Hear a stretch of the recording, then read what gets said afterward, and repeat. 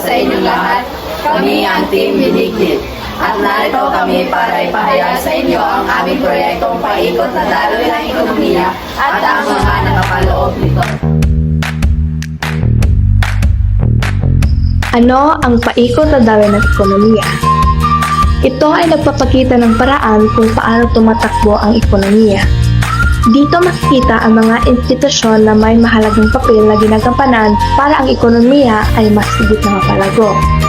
Ito ay ang paikot na daloy ng ekonomiya. Unang modelo. Ang unang modelo ng pambansang ekonomiya ay naglalarawan ng simple ekonomiya. Ang sabayan at bahay kalakal ay isa. Ang lumikha ng produkto ay siyang consumer. Ang supply ng bahay kalakal ay demand nito sa pagkabilang na ito sa sambahayan. Halimbawa, ikaw ay nagpunta sa isang pulo na walang tao at sakaling walang pagkakataon na ikaw ay makaalis agad doon. Ano ang nararapat mong gawin upang mabuhay? Maaaring gumawa ng paraan upang matugunan ang sarili mong pangangailangan dahil wala namang gagawa nito para sa iyo.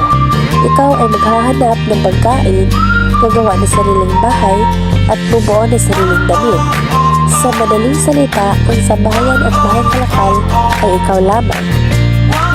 Ang kita sa simpleng ekonomiya ay ang halaga ng produksyon sa isang takdang panahon.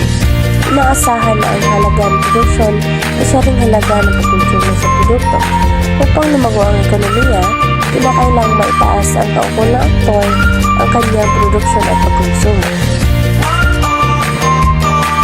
Ikalawang modelo. Ang pag-iral ng sistema ng pamilihan sa pambansang ekonomiya ang tuon ng ikalawang modelo.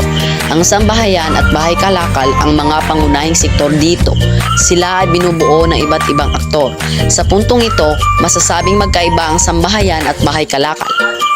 May dalawang uri ng pamilihan sa pambansang ekonomiya. Ang unang uri ay ang pamilihan ng mga salik ng produksyon o factor markets. Kabilang dito ang pamilihan para sa kapital ng produkto, lupa at paggawa. Ang ikalawang uri ay ang pamilihan ng mga tapos na produkto o commodity. Kilala ito bilang goods market o commodity markets. Ang sambahayan ay may demand sa produkto, ngunit wala itong kakayahang lumikha ng produkto. Ang bahay kalakal ang tanging may kakayahang lumikha nito. Subalit bago makalikha ng produkto, kailangan ng bahay kalakal na bumili o umupa ng mga salik na produksyon. At dahil tanging ang sambahayan ang may supply ng mga salik na produksyon, makikipag-ugnayan ang mga bahay kalakal at sambahayan sa pamamagitan ng mga pamilihan ng mga salik na produksyon. Apat ang pinagmumula ng kita ng sambahayan. Kumikita ang sambahayan sa interes, kita ng entrepreneur, renta o upa, at pasahod sa paggawa. Sa pananaw naman ng bahay kalakal, ang interes na kita ng entrepreneur, renta o upa, at mga pasahod sa paggawa ay mga gastusin sa produksyon. Matapos ang produksyon, makikipag-ugnayan ang bahay kalakal sa sambahayan sa pamilihan ng kalakal at paglilingkod. Dito bibili ang sambahayan ng produkto ng pantuhon sa pangangailangan o kagustuhan nito. Gagamitin ng sambahayan ang natanggap ng kita upang makabili ng produkto. Sa pananaw ng sambahayan, ito ay gumagastos sa pagbili ng produkto. Kung saan gumagastos ang sambahayan, doon kumikita ang bahay kalakal. Mamamalas dito ang interdependence ng sambahayan at bahay kalakal.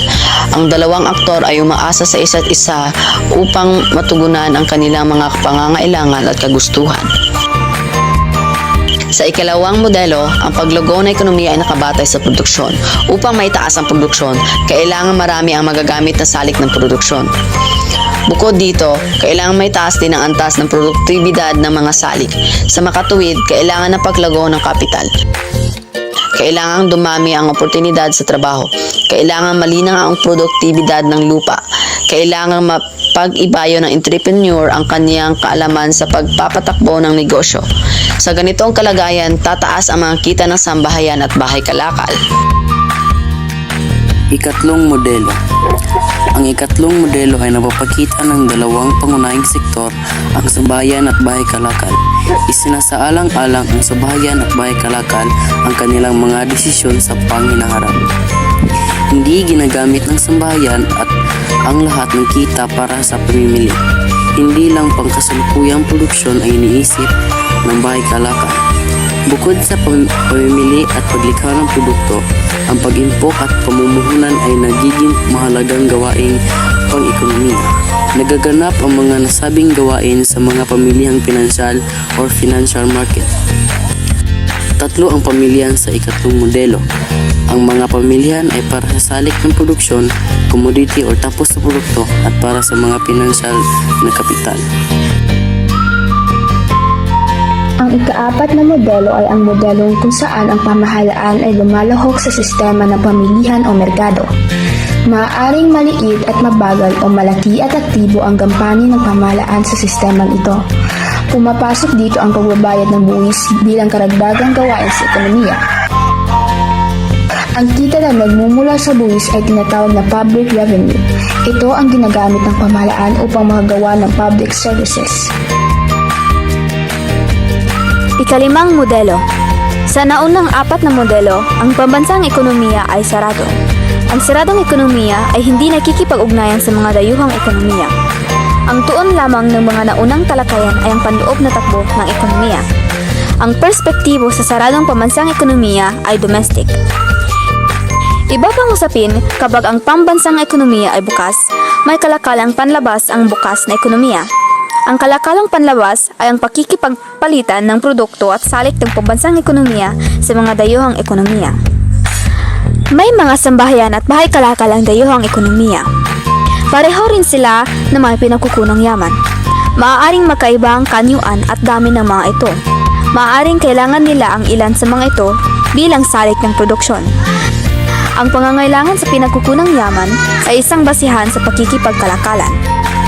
May mga pinagkukunang yaman na ginagamit bilang sangkap ng produksyon na kailangan pang angkatin sa ibang bansa.